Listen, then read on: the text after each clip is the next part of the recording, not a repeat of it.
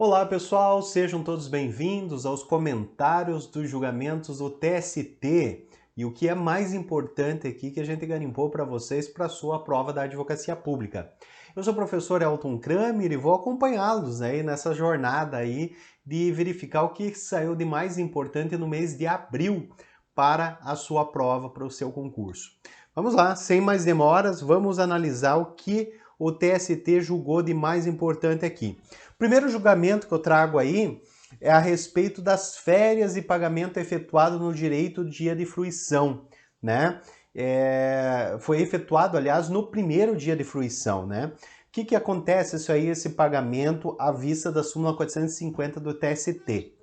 Aqui, é necessário realizar uma interpretação restritiva da súmula 450 do TST, no sentido de se afastar sua aplicação às hipóteses de atraso ínfimo no pagamento de férias.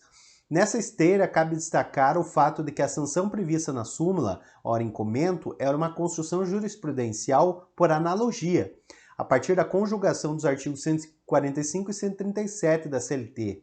Outro sim, o verbete simulado deve ser aplicado à luz dos precedentes jurisprudenciais que lhe deram origem, sendo que a súmula 450, oriunda da conversão da orientação jurisprudencial 386, teve como precedentes julgados que enfrentaram apenas a situação de pagamento de férias após a sua fruição, concluindo que em tal situação frustrava-se o gozo adequado das férias sem o seu aporte econômico.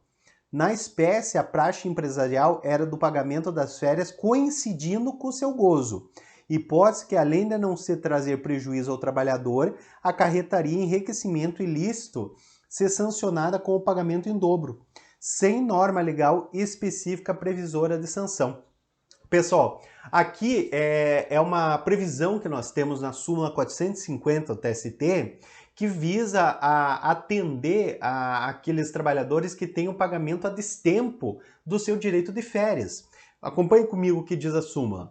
A súmula 450 ST diz que é devido ao pagamento em dobro da remuneração de férias, incluindo o terço constitucional com base no artigo 137 da CLT, quando ainda que gozadas na época própria, o empregador tenha descumprido o prazo previsto no 145 do mesmo diploma legal.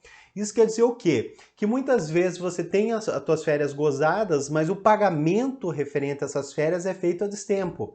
Então, o que vai acontecer? O empregador é condenado ao pagamento em dobro, né, incluindo o terço constitucional. Só que nesse caso concreto aqui, denotou uma reinterpretação dessa súmula por parte do TST, dizendo se houve um atraso ínfimo, que é aquele atraso, por exemplo, coincidindo o pagamento das férias com o primeiro dia ali da concessão, não há razão jurídica e lógica de você aplicar essa súmula, ou seja, o pagamento em dobro, né? Então não há prejuízo ao empregado para o gozo das férias com o aporte econômico. Então nesse caso aí é uma flexibilização, ou seja, uma interpretação à vista do princípio da razoabilidade com a súmula aí 450. Então uma decisão bem sensata do TST nessa matéria.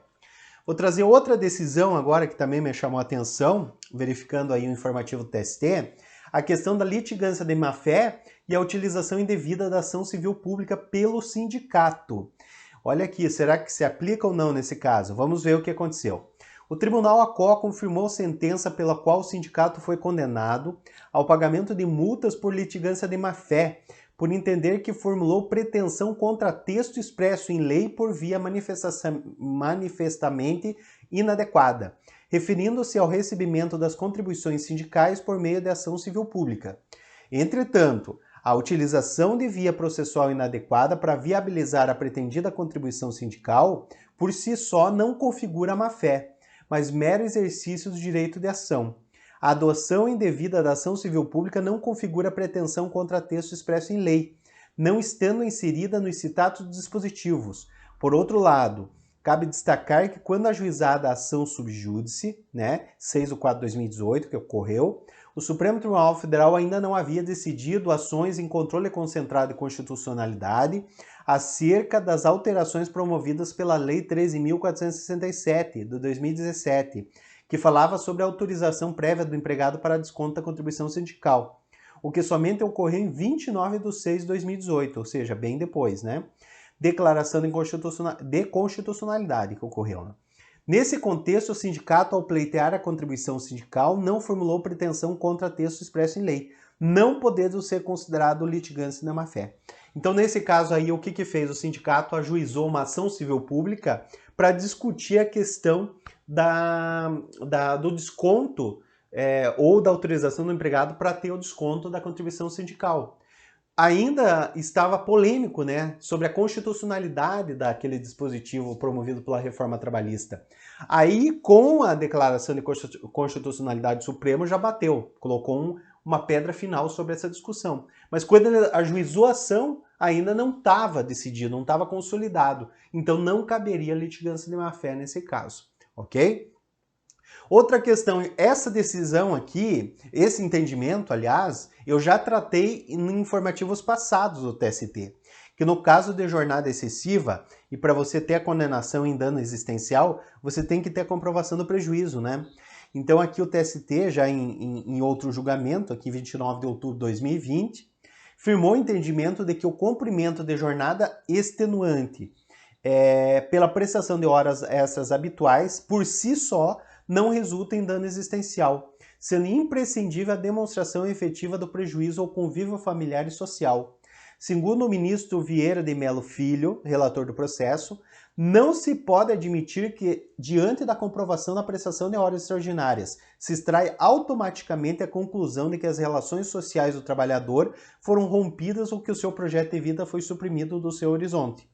Na hipótese dos autos, não consta da decisão regional nenhuma prova de efetivo prejuízo decorrente da prestação das horas extras, nem impedimentos da reclamante participar do convívio social ou de se ocorrerem mudanças em seus projetos pessoais. Então, nesse caso, não tendo a comprovação do prejuízo, né, do dano existencial, o exercício de horas excedentes de forma habitual apenas vai configurar o quê? Condenação de horas extras, mas não vai repercutir no dano existencial por ausência de comprovação. Então tem que ter essa comprovação para você ter a condenação. Outra decisão também me chamou a atenção do TST, fala sobre o plano de cargos e salários, provimento derivado da ausência de concurso público. Isso aqui é bem interessante, principalmente aí para a advocacia pública. O Supremo Tribunal Federal, no julgamento do MS 21.322.0, firmou o entendimento de que as empresas públicas e sociedade de economia mista estão sujeitos à regra de concurso público, né, previsto no artigo 37 da Constituição, isso sem dúvida nenhuma, né? Entretanto, o próprio STF, em razão do princípio da segurança jurídica e da boa-fé, passou a mitigar a aplicação do artigo 37, inciso 2 da Constituição, nas hipóteses em que constatado que a admissão à ascensão funcional, ainda que efetivada sem prévia aprovação em concurso público, tenha se verificado entre a promulgação da Constituição e 23 de 4 de 93. Por quê? Porque lá ainda era polêmico essa exigência do concurso público para as estatais. Conclui o STF que o citado período era controvertida a aplicação da regra do concurso público às empresas públicas e sociedade de economia mista. Então, se era controvertido, o STF aceitou que nesse período da promulgação da Constituição até 23 de 4 de 93, poderia ser aceito contratações sem concurso. Na hipótese dos autos, é incontroverso que a empresa ré, através de seus PCCs, estabelecia formas de provimento derivado com a inobservância da regra do concurso. Tal situação foi convalidada até a aprovação de sentença, estando em desacordo com a jurisprudência dessa corte e do STF.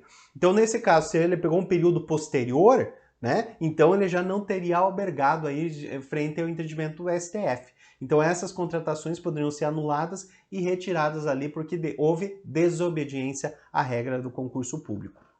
Outro julgamento aqui também já tivemos o entendimento do TST a respeito da não existência de vínculo de emprego entre o motorista e o aplicativo Uber, né? O motorista é cadastrado no Uber, mas não vai gerar nenhum tipo de vínculo empregatício. Mas veja que esse julgamento aqui ele estabeleceu de forma detalhada essa questão do vínculo. Olha aqui, ó, acompanhe comigo. Em relação às novas formas de trabalho e a incorporação de tecnologias digitais no trato das relações interpessoais, que estão provocando uma transformação profunda do direito do trabalho, mas carentes ainda de regulamentação legislativa específica. Deve o Estado juiz, atento a essas mudanças, distinguir os novos formatos de trabalho daqueles que já está diante de uma típica fraude à relação de emprego, de modo a não frear o desenvolvimento socioeconômico do país no afã de aplicar regras protetivas do direito laboral a toda e qualquer forma de trabalho. Ou seja, aqui já é um posicionamento do TST realmente aplicando, entendendo essas novas formas de trabalho e não sendo aquele entendimento mais conservador, né, da aplicação do vínculo.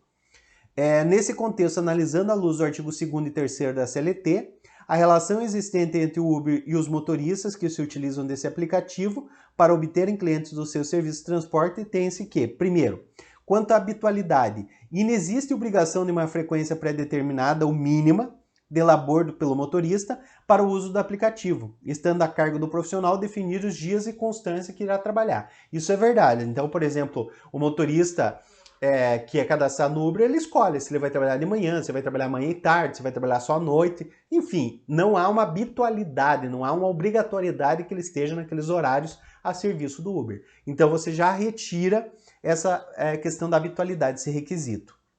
B. Quanto à subordinação jurídica, a par da ampla autonomia do motorista em escolher os dias, horários e forma de labor, podendo desligar o aplicativo a qualquer momento e pelo tempo que entender necessário, sem nenhuma vinculação em metas determinadas pela Uber ou sanções decorrentes de suas escolhas, a necessidade de observância de cláusulas contratuais, né, como valores a serem cobrados, código de conduta, instruções, comportamentos, avaliação do motorista, com as correspondentes sanções no caso de descumprimento, para que se preserve a confiabilidade e a manutenção do aplicativo no mercado concorrencial.